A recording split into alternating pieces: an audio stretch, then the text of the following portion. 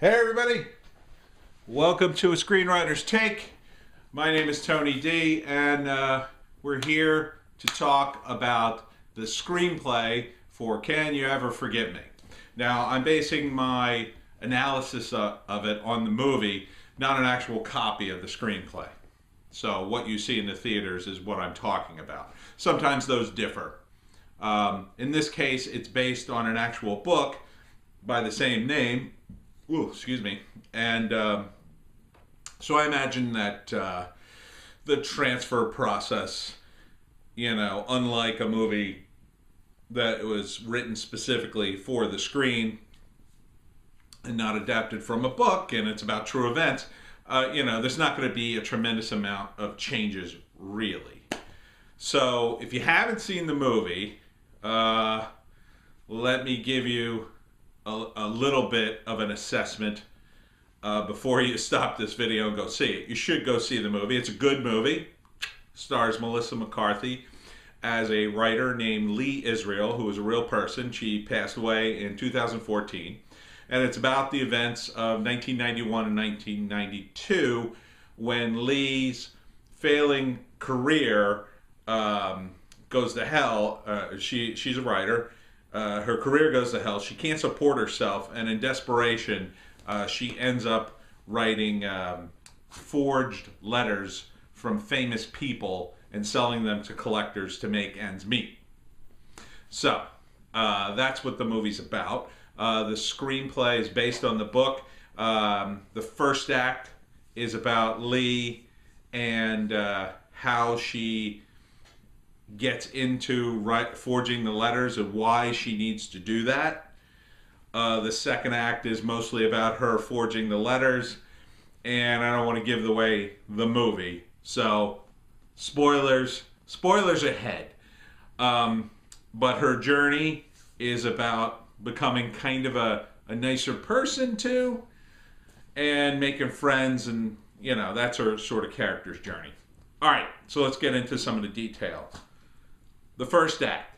The first act of this movie, of course, introduces Lee, who's kind of a curmudgeon, she's very antisocial, only loves her cat, and her career has suffered because she is a really bad networker. She's not good with people and not good with socializing. She sees Tom Clancy at a party, a New York party, and he's just, the life of the party, and she's this curmudgeon who's, stealing people's coats and stealing a bunch of food and goes home to eat alone. I could relate a lot to this movie because that sort of personality trait is a little bit like me, and plus she's a writer, so her travails were kind of my travails, so maybe I'm biased towards the movie, but it was a lot of fun. Lee's kind of a jerk, and but she's a really good writer, and she can't.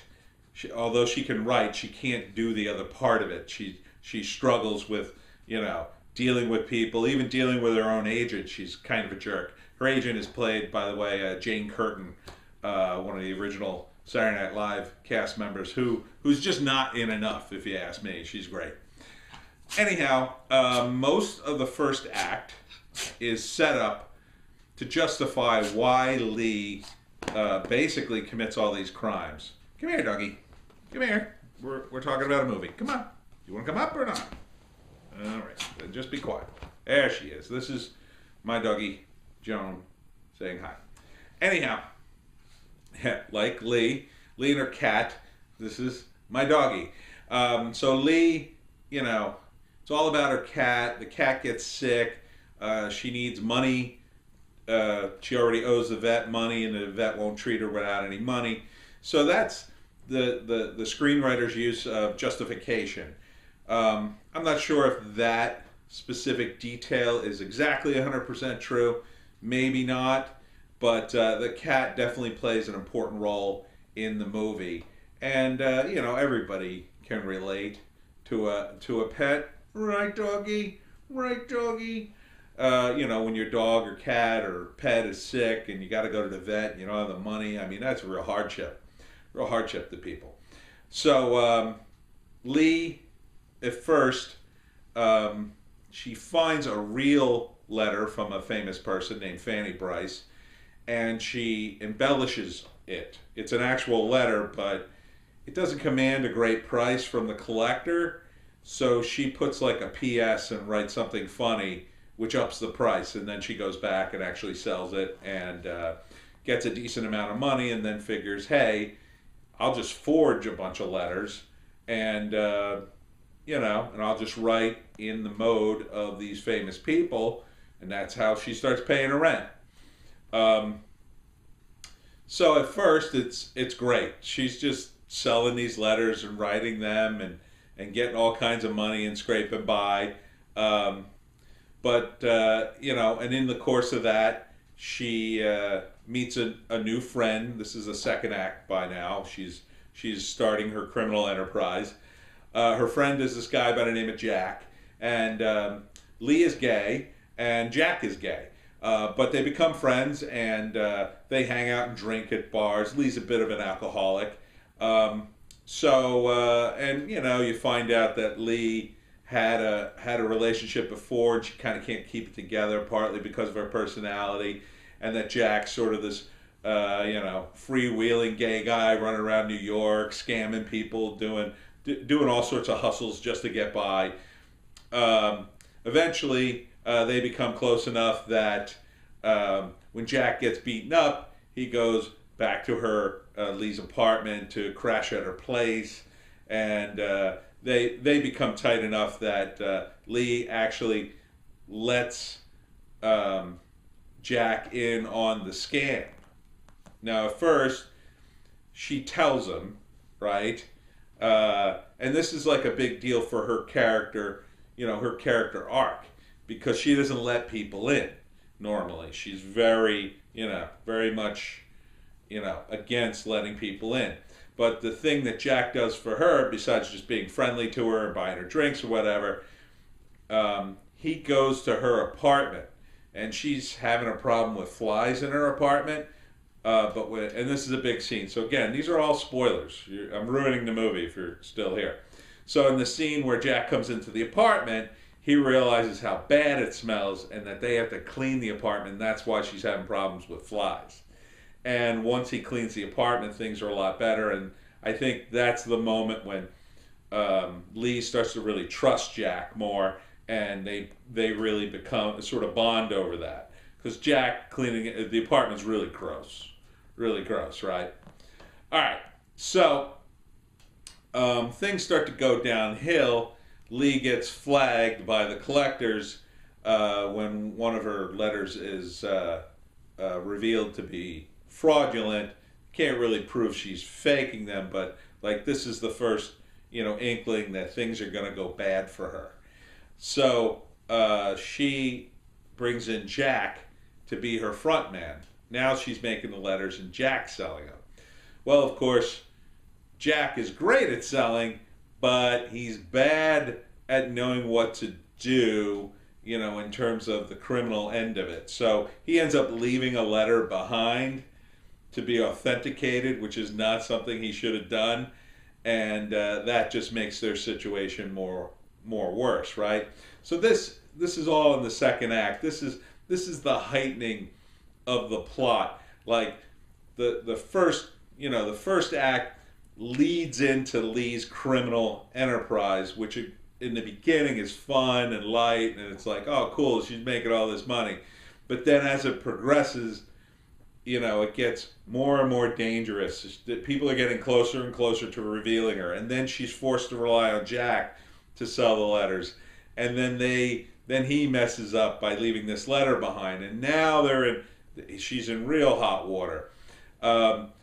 But they don't stop. Some of it's a little greed on both of them.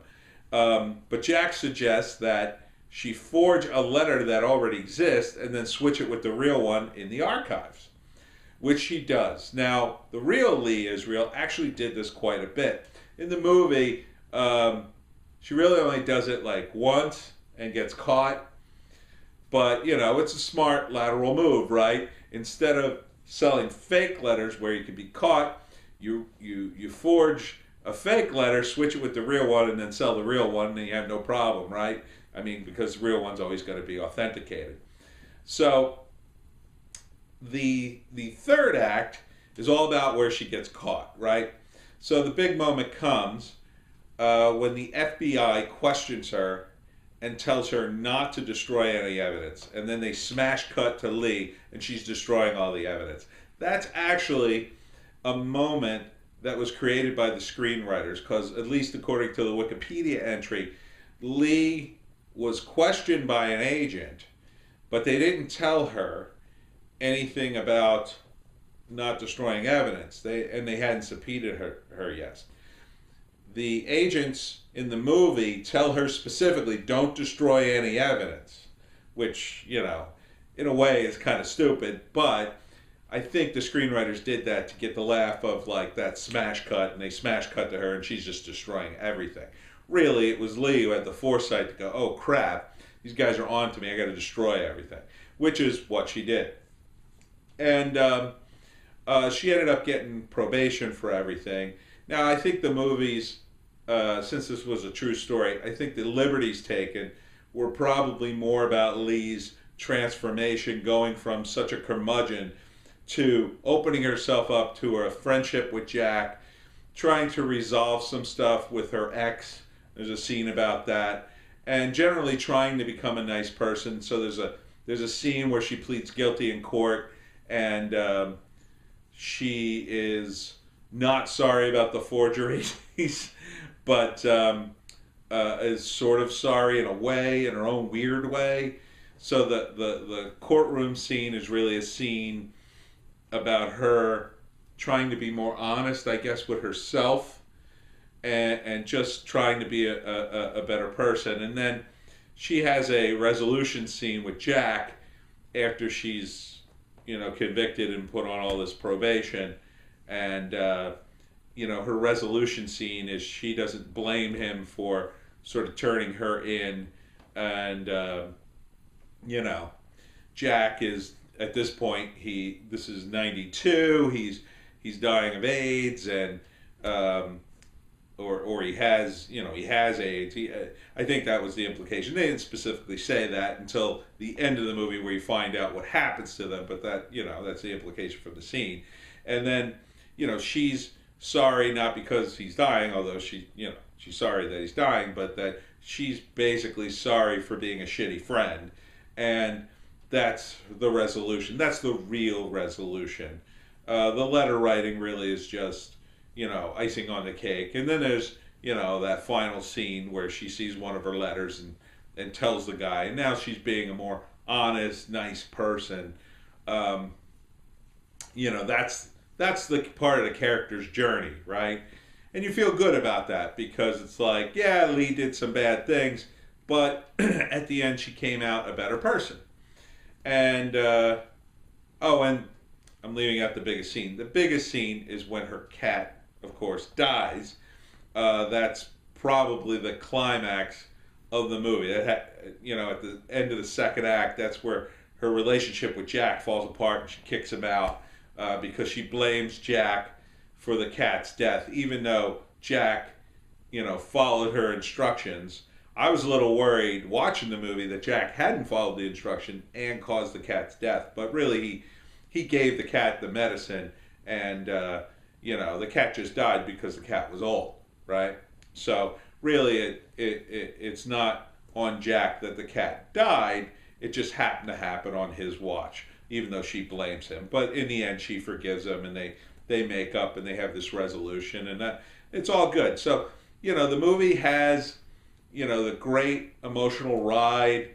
You feel bad, you know, even though Melissa McCarthy as Lee is a curmudgeon, you feel like she's a fun curmudgeon, right? She's not taking shots at people who don't deserve it. She's kind of taking shots at blowhards, you know, and she's like a real writer who, you know, is all about her craft.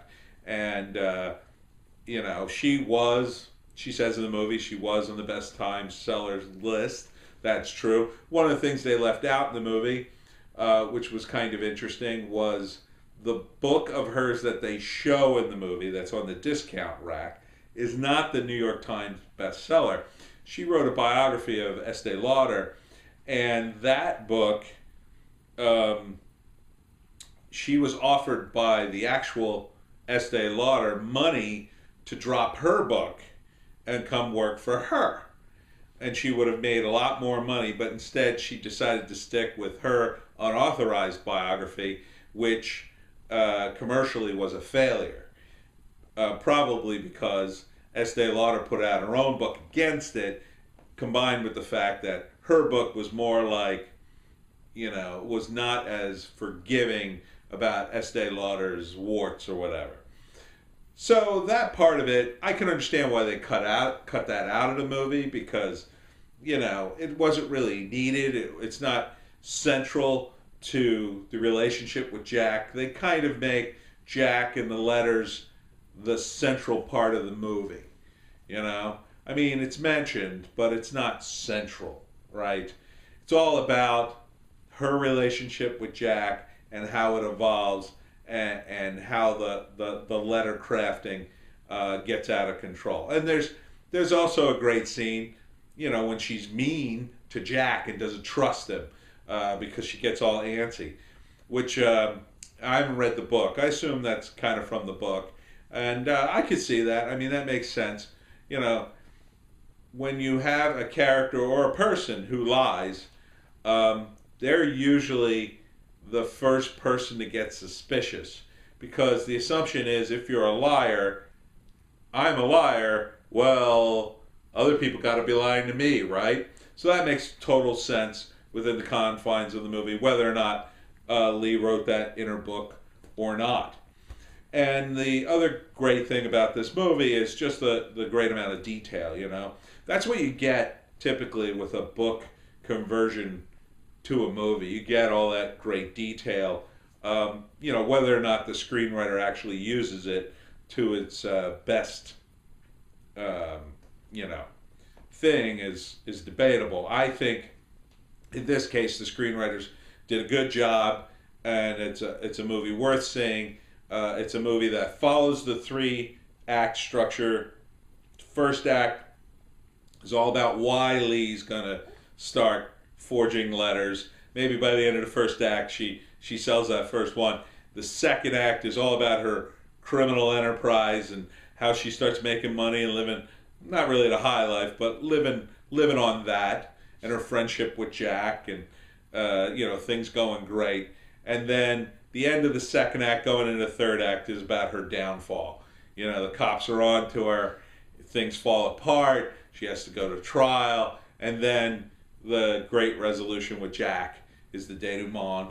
And we get that sort of resolution, and then an additional resolution, since it's based on a true story and a real book, is we get the listing at the end, what happened to Jack and what happened to Lee. It's a shame she didn't live to see this movie. Definitely probably would have set her up a hell of a lot better than she was. I felt so bad for her, in those opening scenes where she gets fired, and and she's got no money, she's got no savings. It's tough. It's tough when that happens to you, to write it. Her work dries up. Man, I know that feeling. So, I would say that Can You Ever Forgive Me is a good example. I don't know if I'd call it a comedy. I mean, it is a funny movie. It's not like a laugh, ha-ha comedy. It's more of I would call it an art house comedy based on a true story. I think it probably follows the events fairly well. I'm sure they take a little liberties, to squeeze out a little more drama between her and Jack. But, I think it's a good, solid 3-act structure. So it's definitely a movie you should look at. And if you've already seen it, see it again with that 3-act structure in your head. It's always good to watch a movie, from a screenwriting standpoint, and trying to look at it in terms of the structure of the screenplay, how they set things up in the first act and even to some extent in the second act, and how it all pays off. How the characters of the collectors, are set off. I think probably the made-up character that was probably just made up from the screenplay has to be the female bookstore owner who buys the letter, who's a fan of Lee and ends up going on a date with her. I think that was probably a fictional character, because that character helped, accentuate all the emotion that was going on in that second act, right? First she is instrumental in getting Lee to figure out, well, hey, if the letters are better, I can get more money for them. And then that turns into, well, if I just forge the letters, I'm going to get all kinds of money. And the sad thing is, she keeps going back to that same woman who's really a fan of hers and keeps selling her and keeps scamming her. So it's kind of a jerky thing to do. But it's interesting in terms of, an art house movie, because you get that sort of tension. It's a fine line to, to make the character, still make the character likable enough that she can continue to scam people and you're still sort of rooting for her. I think, though, anybody watching the movie obviously knows that she's going to get caught. I mean, that's the only other thing that could happen. But still, there's a lot of tension in the scene when Melissa McCarthy goes out to dinner with the bookstore owner, and then at the end of the night they say goodnight, and you could see that Melissa McCarthy feels bad that she's ripping her off, and that's an important scene. That's really a credit to Melissa McCarthy's acting, because that scene comes off great, and I really like it when actors play complex characters like that who have bad sides and good sides, and Lee definitely has a lot of bad sides to her, but Melissa McCarthy's performance really brings out, enough of the good that you still rooting. Maybe I'm just rooting for her because she's a writer, but I really enjoyed the movie, and I think it's a good example. I think it's one you should look at for the 3-act structure. All right. Well, that's enough for Can You Forgive Me, starring Melissa McCarthy. I'm Tony. This is Joan. Check me out at the Webcomic Factory and Superfrat. And if you want me to analyze any other movies, you want to talk about any other screenplay stuff, please comment in the comments. And we'll see you next time.